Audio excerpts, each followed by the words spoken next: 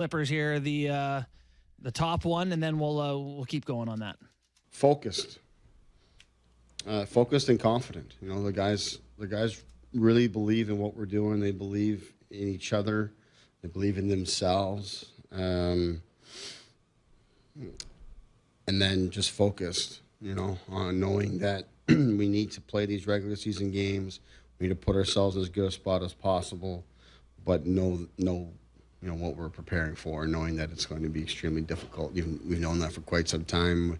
You know, we know it before the season begins that, you know, to get out of our division is going to be a real challenge. And then once the games start getting played and you really see the teams in our division and how they're playing, you know it's a challenge and it's going to be difficult. So we've been preparing for difficult times all season.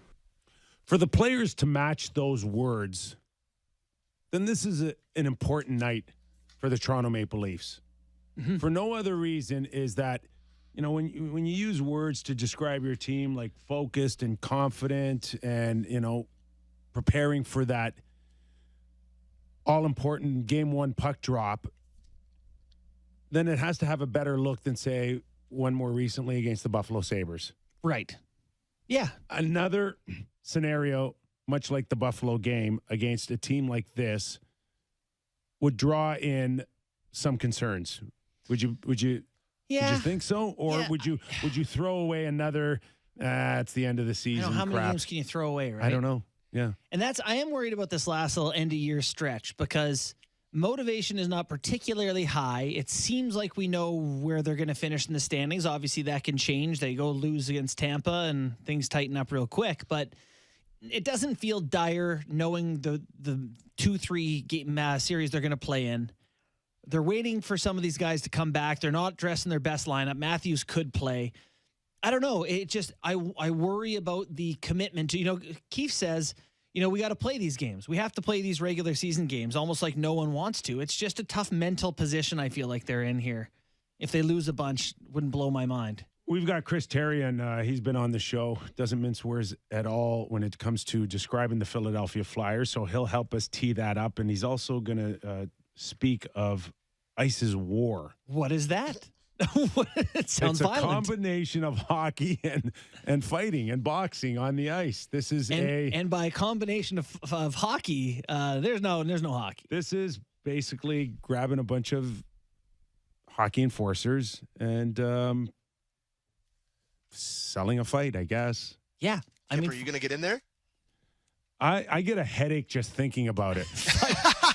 You know, fighting is sold and legal in many places. Is this socially acceptable in 2022? Hey, the UFC is a big business. People like fighting. I like fighting. I can't wait to hear Bundy talk about this one. We also got Craig Simpson coming up.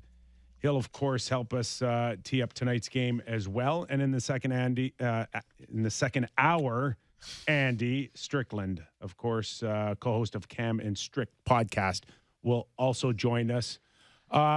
Jack Campbell, any surprise that he's starting tonight? And what does that mean with the two games coming up in Florida? You assume he'll get one of those. For me, it's shaping up for Campbell tonight. Yep. Bypass Campbell in Tampa Bay. You don't get to see our cards. Do not get to see that look.